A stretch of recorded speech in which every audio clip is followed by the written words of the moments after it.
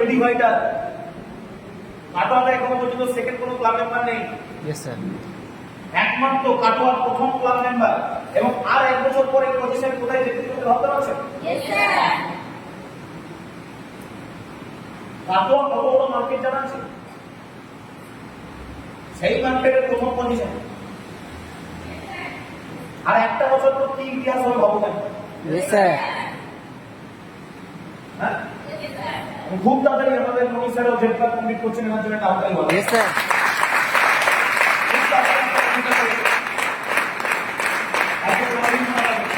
Yes sir.